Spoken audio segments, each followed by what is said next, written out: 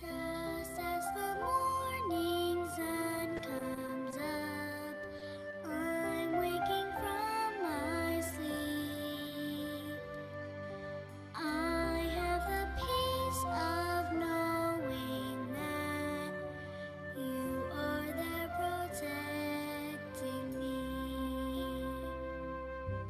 Faithfully there both day and night, keeping our land secure.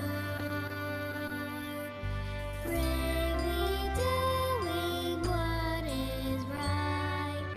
Who could ever ask for more? And though the world seems long, I will sing it endlessly to thank you for your service and all you gave for me.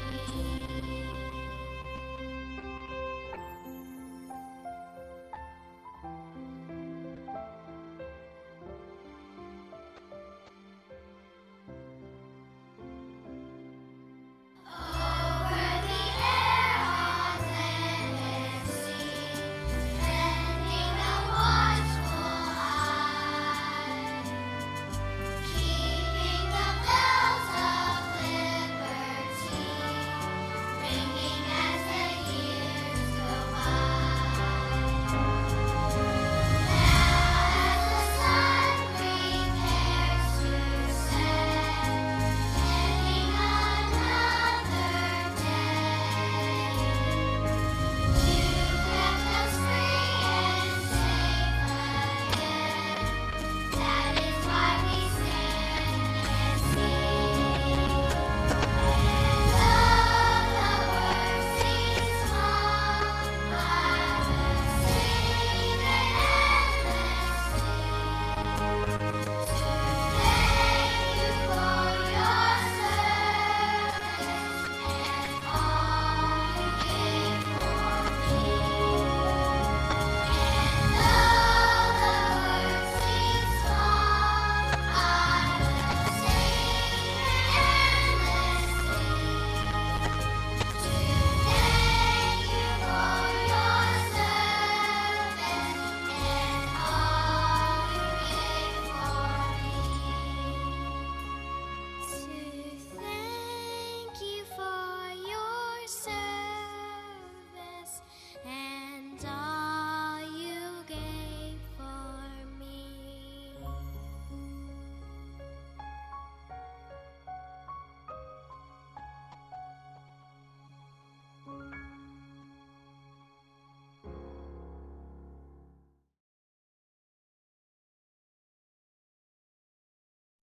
Good morning, everyone. My name is Judy Kling. I'm a founding member of the Unitarian Universalists of Central Delaware and currently co-chair of the worship committee with Molly Keogh. And as worship associate today, I welcome you to worship this morning. We are so glad that you are here.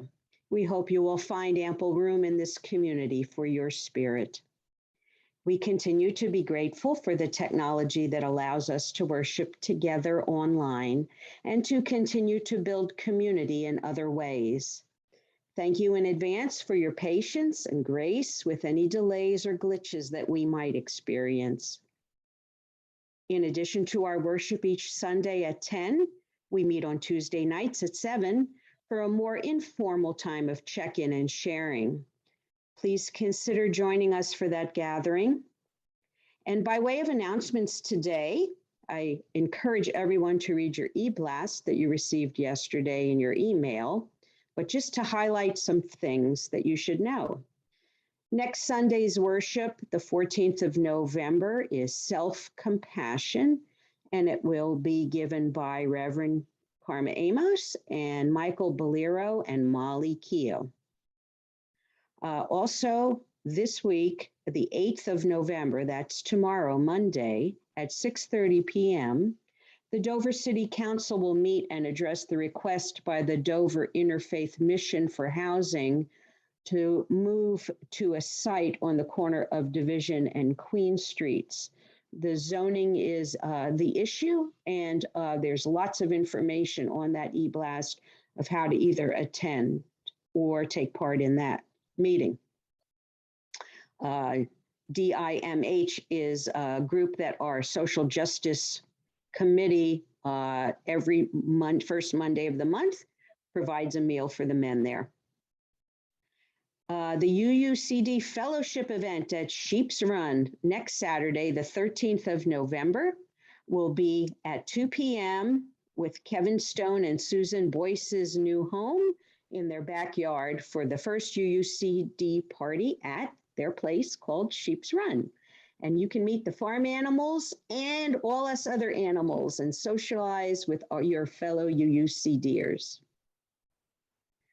In preparation for today's service, I happily contacted the military veterans who are members of this congregation, at least the ones that I know about.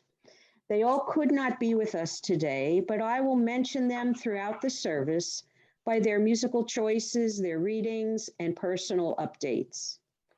Later, you will hear directly from Richard Mahey, one of our Board of Trustee members and a Vietnam vet who shares some personal thoughts.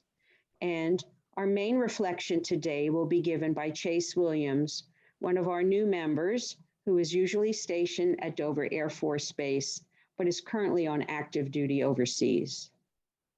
Also want to thank Wendy Pickett, Irv Schleifer, Alex Leclerc, David Royal Leclerc for lending their voices to today's service. And of course, thanks to Wayne Kling for his screen sharing skills. Now, as we prepare ourselves for worship, I invite you to take a deep breath as we reaffirm our intentions to be a radically welcoming community. As Reverend Karma says every Sunday, whoever you are, whomever you love, wherever you've been, whatever you've done, whatever your religious beliefs are or aren't, you are welcome in this spiritual community. However you move in this world, how much or how little is in your bank account or wallet, however you are feeling in this moment, you are welcome in this spiritual community. We are enhanced by all being together.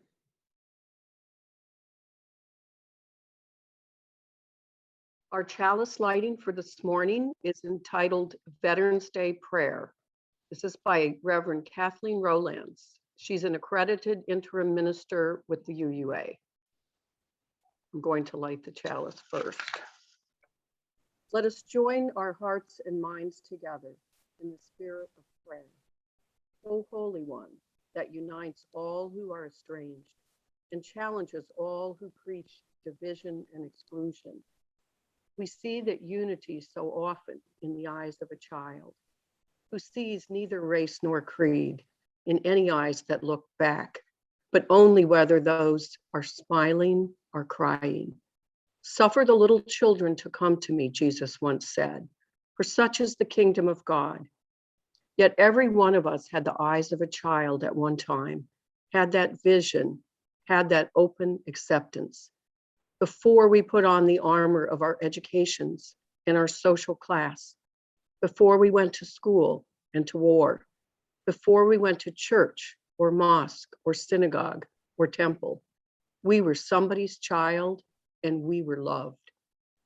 So, Holy One, help us hold in our hearts and our hands all those mothers, sons, and daughters who are in harm's way this day, those who fight the wars of today and hope to lay eyes on those they love once more, those who came home from the wars of yesterday and could not tell us what their eyes saw, those whose eyes were closed forever and whose families' eyes were filled with tears this Veterans Day.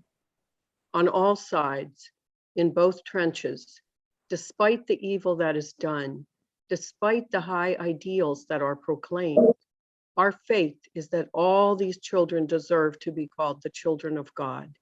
We pause in silent affirmation of that faith. Amen. Now, please join me in our unison affirmation. The words are in the chat box. Love is the spirit of this church, and service its law.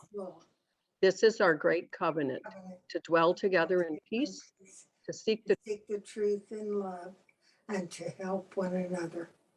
Our opening song is the Battle Hymn of the Republic, performed by the United States Army Band. Sing along if you are so moved.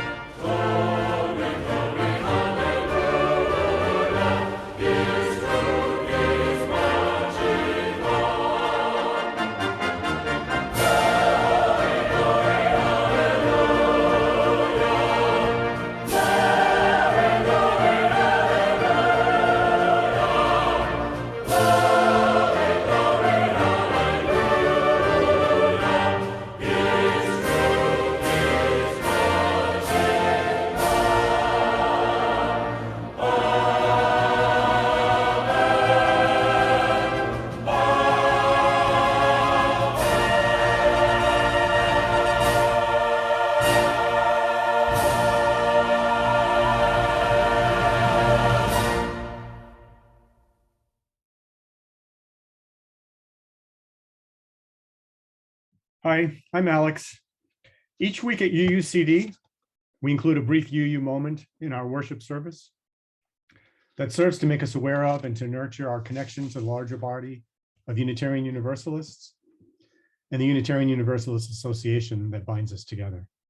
For our UU moment today, I'm going to share some statements from the UU Military Ministry Toolkit, which is a series of 6 workshops for congregations seeking to be more inviting and inclusive of military members, veterans, and their families. Unlike non-spiritual care, the workshop provides a structured process for learning about issues related to military service, respectfully discussing issues of war and peace, and preparing to welcome and support military personnel, veterans, and their families. Unlike non-spiritual care and support that veterans, military personnel, and families can obtain within the military or through agencies such as the Veterans Administration, this program offers a spiritual component in the context of our faith tradition. It brings into ethical and moral discussions the complex history of Unitarian Universalism regarding issues that involve war, a topic which may be lost in translation with a program offered in another faith tradition or secular setting. It approaches issues from a Unitarian Universalist perspective. That is, it assumes that war affects each of us in different ways, and it affirms that each of us deserves a place to share how war has affected us. Intentionally, the program neither takes a for nor an against position on war. Rather, the Military Ministry Toolkit challenges our faith communities to become truly welcoming to a group of people who have sometimes felt they must hide a crucial piece of their identity and life experience for fear that it will not be well received or accepted by Unitarian Universalists. Now we will hear from Richard Mahy, member of the Board of Trustees and Vietnam vet. He shares his thoughts on fighting the good fight here and abroad.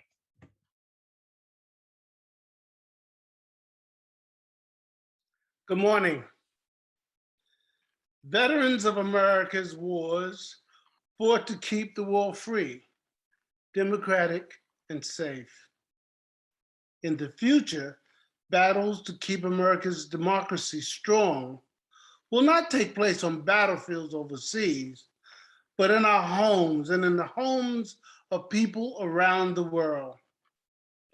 Many years after returning from Nam, the Veterans Administration classified me as 70% disabled because of the effects of Agent Orange's defoliant developed by Monsanto and Dow Chemical. Now a former Facebook employee has warned US politicians that the Facebook sites and apps are undermining our democracy, are impacting children's mental health, and are stoking division in our society. I know that I have blood on my hands, says Sophia Zhang, a former Facebook data scientist. It is clear that Facebook prioritizes profit over the well-being of children and all users, says Frances Hung, another former data scientist. And she told congressional lawmakers it is causing teenagers to be exposed to more anorexia content. It is pulling families apart.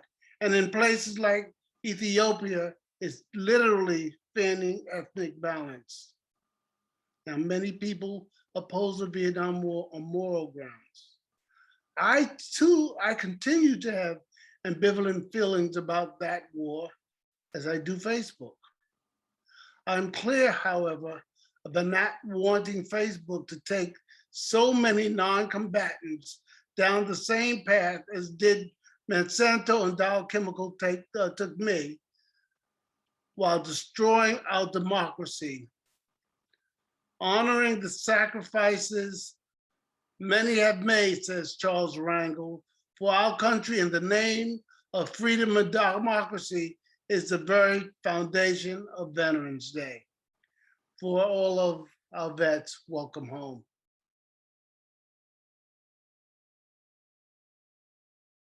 It's now our time of joys and concerns when we offer one another the opportunity to share very briefly what is most in our hearts right now. Life's celebrations and concerns. As you do so, we invite you to light a candle in your own space. Through the action of sharing and kindling a flame, we give energy to our best thoughts, meditations, sympathies, celebrations, and prayers. We hold these as sacred in our collective hearts. We would also like to invite anyone new to our community to introduce yourselves if you would like. We welcome you warmly and would be pleased to light a candle in honor of your connection with us and whatever joys and concerns you carry in your hearts. At this time, we invite you to change your view to calorie view in the upper right corner of your screen so that you can see everyone who's here. As you feel led, please unmute your microphone and share your joy and concern and light your candle if you have one. You can watch the mute signals on the lower left of each person's video stream to see if anyone else is unmuted. It's best if we share one at a time.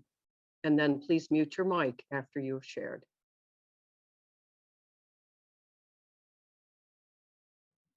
Lighting this one final candle for the joys and concerns that were not spoken by those of us here, and in solidarity with others in our community who could not be with us today.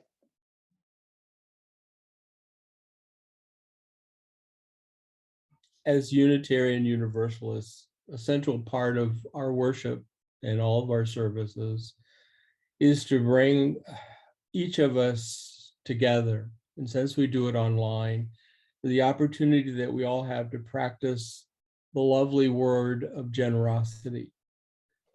We share together in the spiritual practices that gratitude fills us with.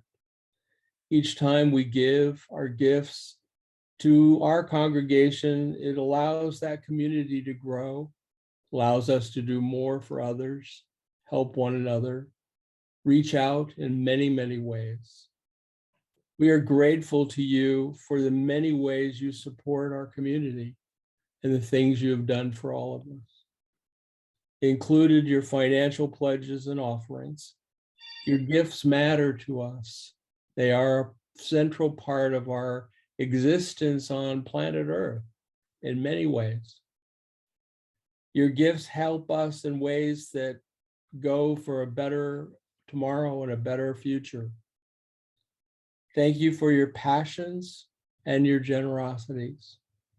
For those of you who are making pledges who want to contribute to UUCD, please visit uucd.org and click on Support UUCD for more information about how to donate online. Our offering today was requested by Phil Toxler, UUCD member and Korean War veteran. Where have all the flowers gone?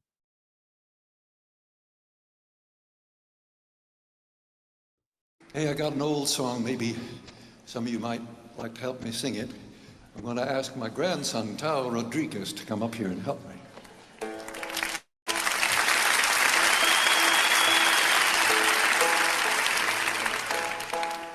Where have all the flowers gone?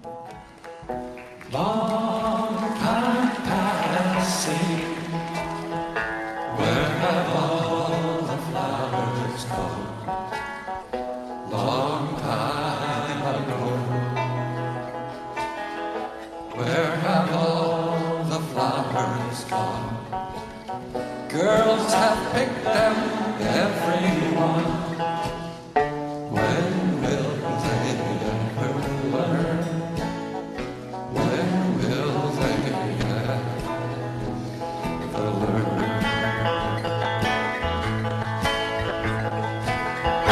Where have all the young girls gone? Long time passing. Where have all the young girls gone? Long time ago. Where have all the young girls gone? Taken husbands, everyone. When will they ever learn?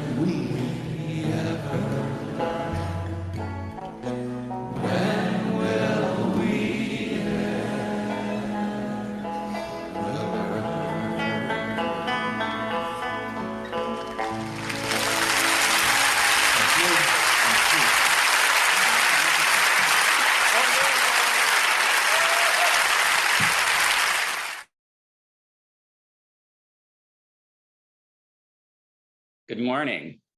Our reading today was requested by Stephanie Young, our current UUCD treasurer and Air Force veteran who served at Khobar Towers in Saudi Arabia. It's entitled High Flight by John Gillespie McGee Jr. John McGee was a World War II Anglo-American Royal Canadian Air Force fighter pilot and poet who wrote the poem High Flight. He was killed in an accidental midair collision over England in 1941.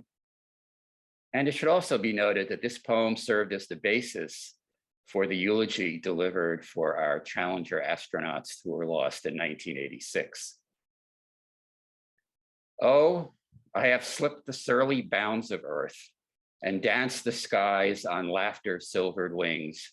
Sunward I've climbed and joined the tumbling mirth of sun-spit clouds and done 100 things you have not dreamed of, wheeled and soared and swung high in the sunlit silence.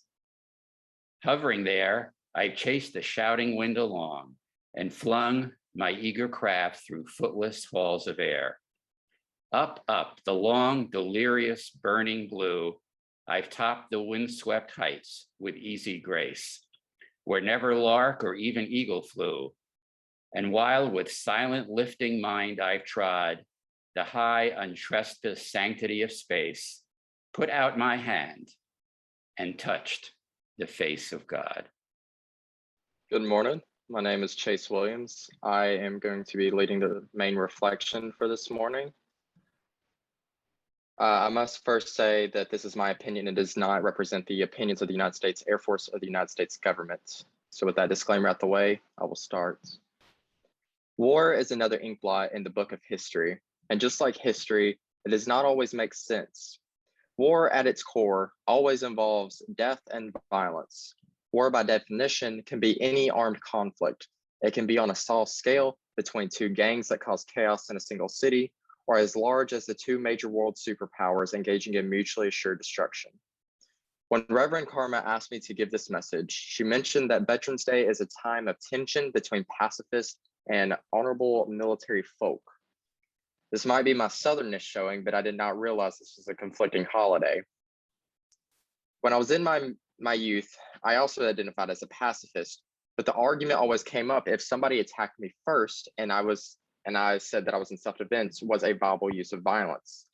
And flash forward, I eventually abandoned as many of the labels as I could, including regarding my sexuality and the belief on the God question. But my stance on violence in war has not changed much since then.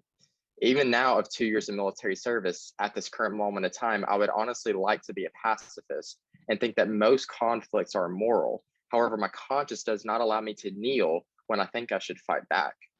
It is of no second thought to condemn the violence used by Stalin and the USSR, the colonists on native people, the Chinese government against Muslims, and other forms of aggression.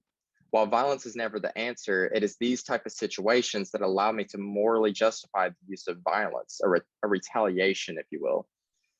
It is also worth noting the times when peace has been most effective. In 2017, I was honored to walk down the road, the same street. In 2017, I was honored to walk down the same street that Dr. Martin Luther King did in March of 1965. And never once did he ever pick up a weapon to fight back. He won by willing courage alone.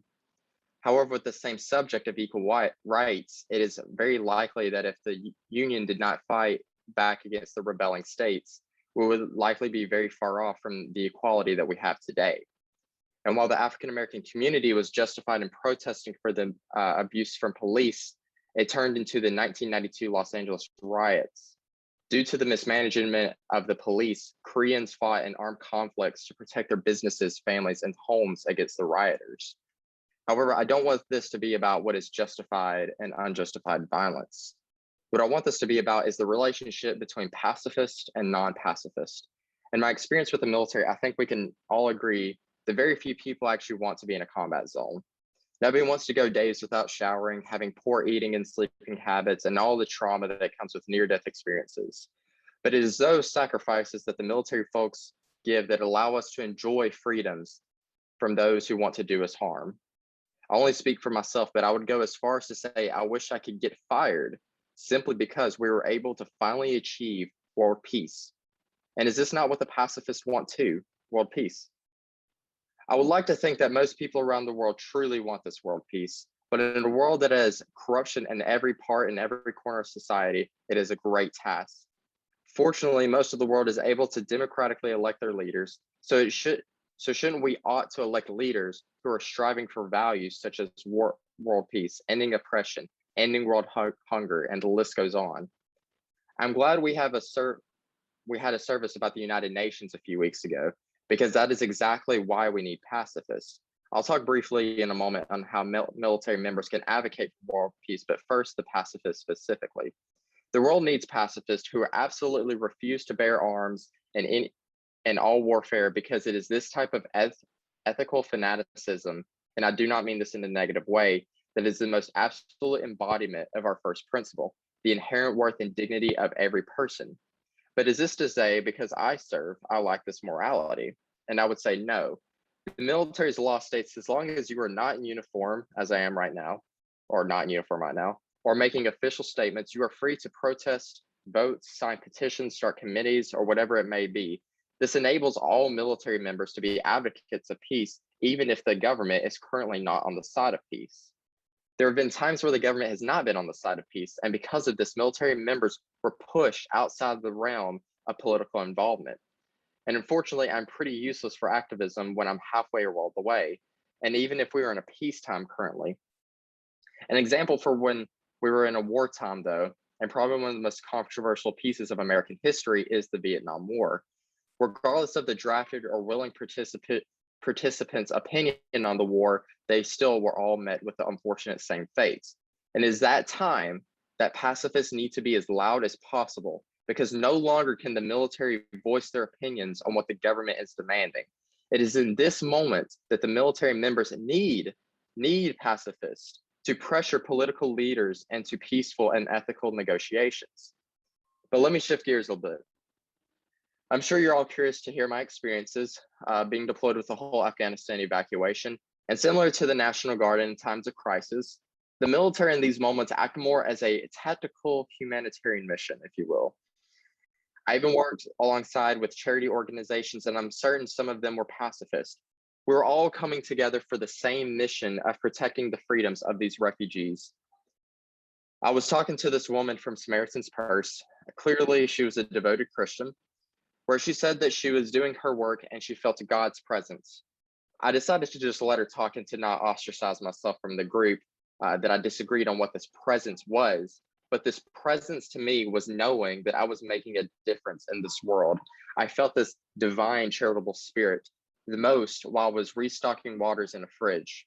And as you would imagine, being in the Middle East, it is very hot. And we only had one fridge for several thousand people. And water was being taken out of the fridge faster than it could cool off. And a minor inconvenience considering you were running for your life, but we wanted to show our hospitality in this dire situation. So as I was stocking the waters, a boy about the age of 11, 12-ish came up to us, and he asked if we could have one. And of course we said yes. And we apologized that it was warm. But his response is still profound to me. He pointed to his wristband and said that signified him as a refugee, and said that I am just happy to be alive. I am just happy to be alive.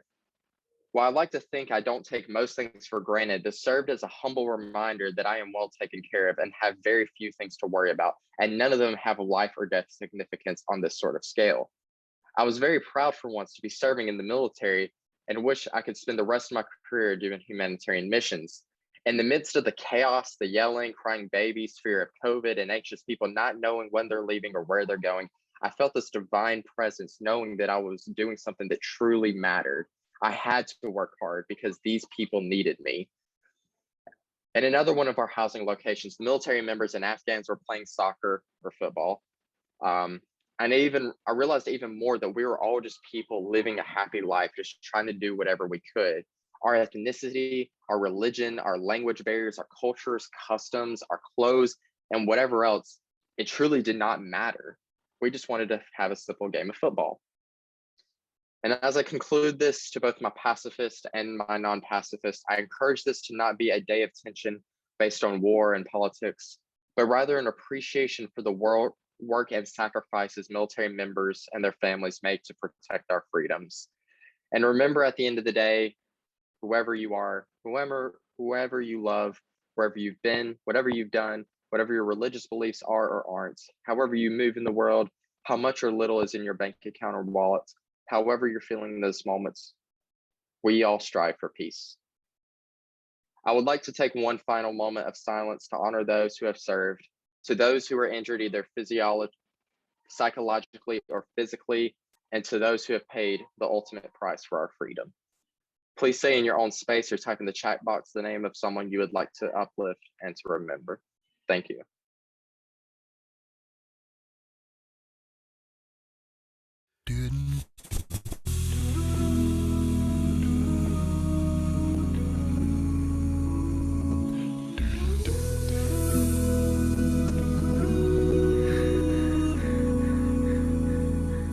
If tomorrow all the things were gone, I'd work for all my life, and I had to start again with just my children and my wife.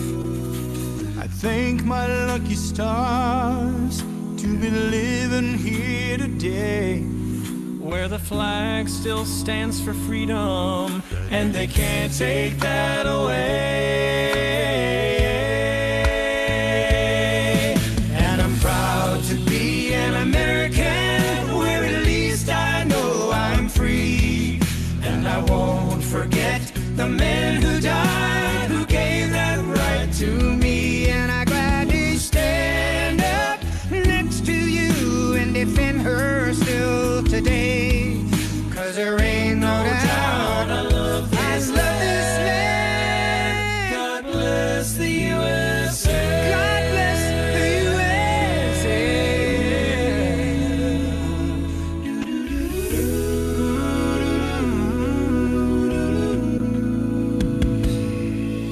From the lakes of Minnesota to the hills of Tennessee, across the plains of Texas, oh, from sea to shining sea. From Detroit down to Houston, and New York to LA, where there's pride in every American heart, and it's time we stand and say, oh, and I'm proud to be an American, where at least I know I'm free. And I won't forget the men who died, who gave that right to me. And I'd gladly stand up next to you and defend her still today. 'Cause there ain't no doubt I love this land. God bless the USA. God bless this country. And I'm proud to be an American, where at least I know I'm free. And I won't forget the men who died, who gave that right to me. And I gladly stand up next to you and defend her still today. 'Cause there ain't no doubt I love this land. God bless, please bless the USA.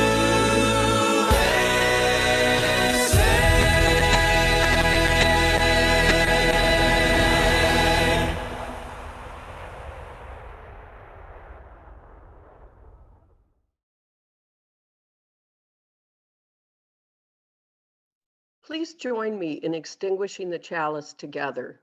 The words are in the chat box. We extinguish this flame, but not the light of truth, the warmth of community, or the fire of commitment. These we carry in our hearts until we are together again.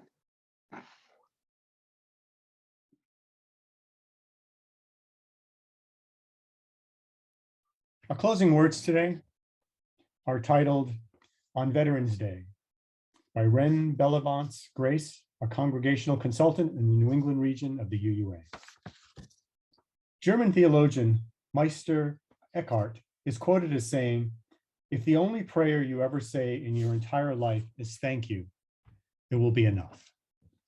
Today, we have set aside to publicly say thank you to our family members and friends who have served in the Air Force, Army, Coast Guard, Navy, and Marines, to say thank you to all who served, whatever their role, wherever their service took them. We say thank you to those whose service was brief and to those who made a career of their service. We say thank you to those who remember their service with fondness, and to those whose time and service still haunts them. We say thank you to those who return to us largely intact, who found jobs, started families, and who continue to find ways to serve their communities. We say thank you to veterans who returned with brokenness so deep that they continue to struggle to find a role or even a home in our communities. God of many names, source of all love, in the face of all this, sometimes the only prayer we have is thank you. We pray it will be enough.